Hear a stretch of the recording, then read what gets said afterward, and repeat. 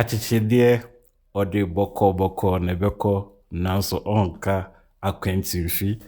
So meaning is it a tortoise? Yeah. So the tortoise will move slowly, but eventually it will get to its destination. It's like slow but sure. Yeah, slow but sure, exactly. Okay, Yeah. slow but sure.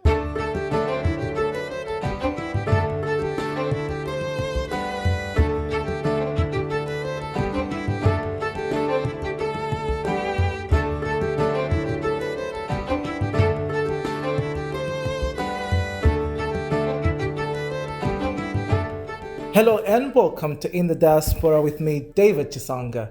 In the Diaspora is a weekly radio program that focuses on Irish migrants. The program follows the lives of people who left their home country either for study, business, work, asylum, or even love. Today on the program, we'll focus on Dickson Boateng. He's a development practitioner and he's been in Ireland for the past 3 years or more. Hello, Dickson, and welcome to In the Diaspora. Hi everyone. Now, before we even go further, just give me a brief background about yourself. Who is Dickson Boateng? Okay, Dickson Boateng. How do my background? Okay, how do I start this? Okay, so I was born in Kumasi. I think it's the second biggest city in Ghana. I had my primary education, secondary education, tertiary education in the same city. So people say I never traveled out to study. Yeah, but I had all my education in the same city. I have one sister, so we are two siblings. What else? And I have years of experience working with an NGO, a local NGO, in Ghana. Now, did you always want to become a development specialist or a geographer or in geography world? Okay, actually, to be honest, I wanted to be a lawyer. Yeah, I wanted to be, one interesting thing, when you're a kid, you look at people, you don't even look at your strengths and your weaknesses. So our former vice president used to be like, he was a tax lawyer or whatever. And I really liked his demeanor, how he tackled issues. So I just wanted to be a lawyer. I don't know. Nothing else. Nothing else. I wanted to be a lawyer. So after writing my senior high school exams, I don't know, WASI, we call it WASI. My grade wasn't. I couldn't make the cut. I couldn't get the cut to read law. So I got geography, and rural development, which initially I didn't like. I didn't like. You're not alone. So initially I didn't like, although I was good at geography. I was very good at geography, but that wasn't my goal. So I decided to why not give it a try. So I gave it a try and I was successful. I had a first class after my undergraduate study. I decided to just go for it. Go for it. You never know what happened. And here I am. That's a quite interesting and inspirational story, I would say. Now look at where you are today. Exactly. I really know where I would have been without geography. So at times I think it's good just grab any opportunity that you get. Make good use of it. Definitely. Definitely. Now, Dickson, tell us what your name Boateng means. Oh, to be honest, I don't really know what the name means, but it is a popular name in Ghana. I don't really know what it means. Sorry for that. All right, so it's practically one of the common surnames in Ghana, and I just didn't mention that Dickson is from Ghana actually. Now, speaking of Ghana, we know it's in West Africa. And we understand that's where the country is. Now, would you tell us more about Ghana, the people, the cultures, the language? Just tell us something about Ghana. Okay. So just as you rightly said, Ghana is a West African country. It is bordered by Cote d'Ivoire to the north, to the west, sorry, and Burkina Faso to the north, and Togo to the east. There are a lot of languages in Ghana, but the most popular one is Twi. That's TWI, spelled TWI. That's the most common language in Ghana. And there are about 30 million people in the country.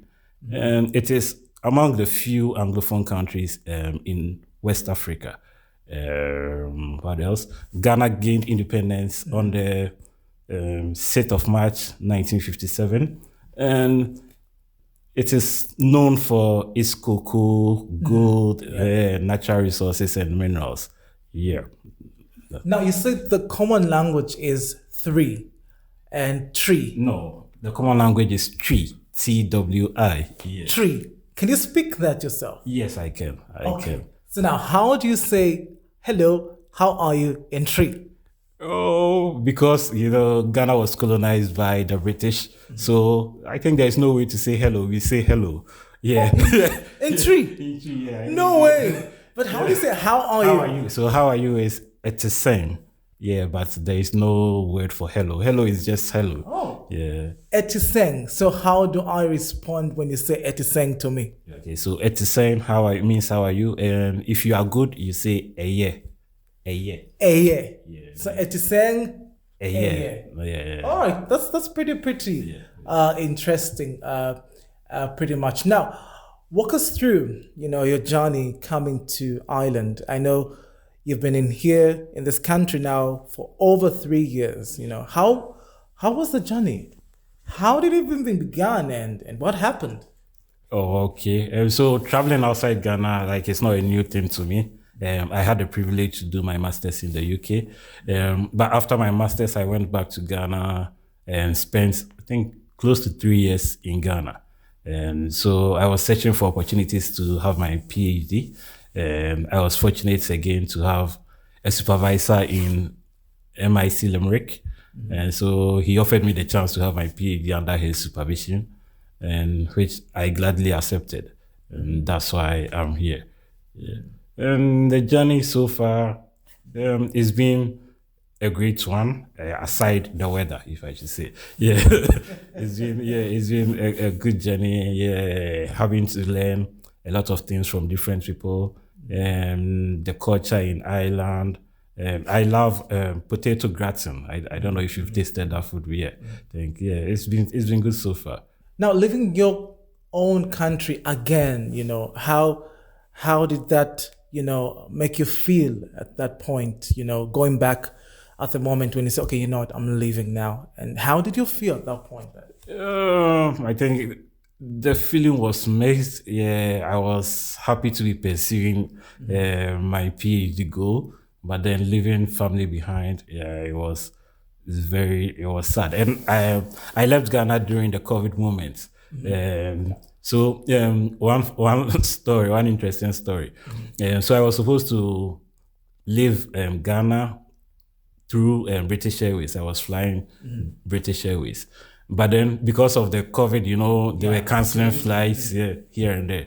So I was on a bus to the airport, and I received a message that the flight has been cancelled. Oh no! Yeah. Oh no! I received a message that the flight has been cancelled. But I decided not to go back home. I'll just go to the airport and see if they could arrange something. So I got to the airport, and they told me KLM will be flying in the next 20 minutes. So if I'm ready to fly, then they are going to move me from the British Airways flight to KLM. And then I said, oh yeah, I'm okay. So they just moved me on to the next flight. So I couldn't say goodbye to my parents, nothing. So I was going to check in, come out, and then have a chat with my parents. But then it ended up being the last goodbye. So I couldn't say goodbye to my parents. I entered the airport, and that was it. Yeah. That's an amazing story, actually. That's a good, I would say, amazing story, pretty much. And this is In the Diaspora with me, David, and I'm speaking to Dickson. He's from Ghana, and he's been in Ireland for over 3 years now. And Dickson is a development specialist, and we're just trying to get his story, and how he came to Ireland, and pretty much what he's doing, and just, well, much about him precisely. Now, Dickson, you already started mentioning some of the things that you like about Ireland. Now I want to find out, what are 3 things that stand out to you that you like about this country? And I'll be counting with you. I like this question. So 3 things that just stand out to you that you really, really like about Ireland. Let's go. 1. I think people are not marginalized. Yeah, I think that's one thing I like about Ireland. And also, When you say marginalized, what do you mean? I think if you talk to Irish, like people born in the country, they will say, no, some people are marginalized. But then if comparing it to Ghana, in Ghana, when we talk about people who are marginalized, they have no access to electricity, like some of the basic things, basic necessities of life, people are not having access to. But then in Ireland, I think almost everyone is having access to all these basic necessities. But then if you talk to an Irish, they'll tell you, oh yeah, people are marginalized, but I don't see it so. So I think, yeah, that's one good thing I like about Ireland. Another is like there is 24 hours electricity. Okay. Yeah. I know. That one is, you're the first one to actually mention that on this program. 24-hour electricity. Yeah. All right, okay. Yeah, we'll take that one. I think that's also one good thing about Ireland. And the health system, I think so. Yeah, because once you have a GP, you can give the GP a call and get an appointment as soon as possible. I think that's also one good thing I like about Ireland. Yeah. Now, with the health system, though, there have been challenges. Like the university hospital, so long waiting time and so long waiting lists. And stuff like that. That hasn't been your experience then? No, I haven't experienced that. But I've heard, people saying, something like that, but I'm yet to experience that. So I think from my experience so far, it's good to, I can just give my GP a call, and make an arrangement and then book an appointment. So I think for me, so far so good. Yeah. Okay, I hope we got you correct. People, electricity, and the health system that you like. And people are not marginalized. That's a third thing. No, people are not marginalized. That's good. Now, Ghana has its special culture, and Ireland equally has the same, But what are some of the similarities between the Irish culture and the Ghanaian culture? That's a broad question, I would suppose, but if you could just simply highlight some similarities or differences as well, whichever you want to start with. Oh, I think I'll start with similarity. I was talking to a friend. I said this, and he said, "No, you shouldn't be saying this is something similar to happenings in Africa." But then in my neighborhood, like I know almost all people in my neighborhood. I know I know my neighbors very well. They also know I'm from Ghana. I'm studying. So I think like the sense of community that we have in Africa, I see some in Ireland, as in the context of my neighborhood, let's say. I see that similarity. Also, people are always ready to help. Like if you ask for help, I think it's easy to get it in Ireland. If you ask for help, people avail themselves to support. But the difference, what should be the difference? I'm struggling to find any difference in culture. Maybe let's continue. Maybe something might come. The food? Yeah, food is one. Food is one. I think the Irish food. I don't get the taste of pepper in the food. In the Irish food. But then that's a good one. Food. Food is one thing. So in terms of somebody listening and you wouldn't really understand what pepper is. So pepper would be chili, right? Chili, it would be chili. Some some But chili. extra hot chili, not Oh. yeah, that's pepper, not the chili in Tesco. Yeah, I think the chili in Tesco is not. Yeah, it's not hot. It's kind of modernized, or should I say? Now, speaking of food, what would be the typical breakfast in Ghana, or the typical lunch or dinner in Ghana, compared to here in Ireland? So what would be the typical food in Ghana then? I think the typical food. I think it depends on like where you live. Like if you are in a rural community, I think they take the local food as breakfast, lunch, supper. But in urban communities, because of the British influence, people prefer to take like tea and bread. Oh, really?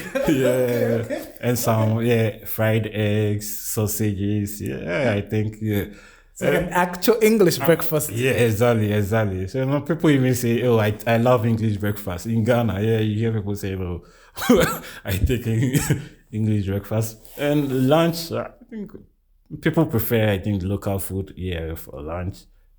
Personally, I when I'm in Ghana, I take local food, as my lunch. But breakfast, at times I go for oats, sweets. Yeah, I think the British way. Yeah. And then dinner, anything Ghanaian. Oh, what would be like anything Ghanaian? What would you describe it to There's be one, like? one popular food called fufu. Fufu. Yeah, so okay. it's pounded cassava and plantain. So you mix, then you pound. So it's kind of starchy. Yeah, you take it together with soup. Yeah, I think you should try it. You should try it. Yeah. I am actually salivating right now. I'm like, I want to try fufu. So you'd have fufu with chicken or chicken, light soup, and also one very popular food, jollof. Yeah, so it's just rice and stew mixed together. Yeah. Now, should I bring the controversy now? Which one is better, the Ghanaian jollof or the Nigerian one? Of course, the Ghanaian jollof. Of course, the Ghanaian jollof. Yeah, Ghanaian jollof. Yeah, is the best. Is the best. Yeah. All right, the Nigerians are not happy right now.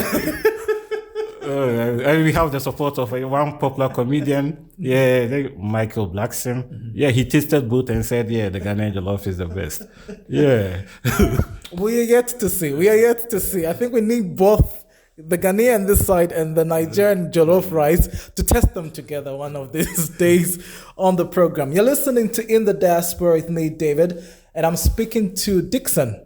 He's a developmental specialist, and he's been in Ireland for the past 3 years. He's actually studying here at Mary Immaculate College for his PhD. Well, let's talk about his study along the way. Now, Dickson, you've been away from home, a while now, and so what do you really miss the most about Ghana?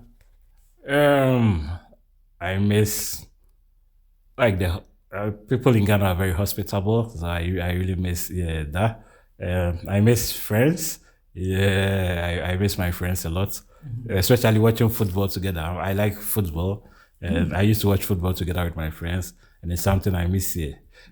So at times what I do is whilst watching football, we have a WhatsApp group and then we'll be chatting about the game. Yeah, so I think I really miss that. I miss family, family a lot. And the food, of course. Yeah. So now, apart from the WhatsApp group, how do you stay in touch with your friends and family? I think basically by calls. I think that's the only way. Since I'm very far away, just through telephone calls and then WhatsApp. Yeah. WhatsApp especially. So WhatsApp. Yeah. Yeah, mostly. Yeah. All right. So, well, I think we are nearing the end of the program, and I like what you've been saying over the couple of minutes we've been together.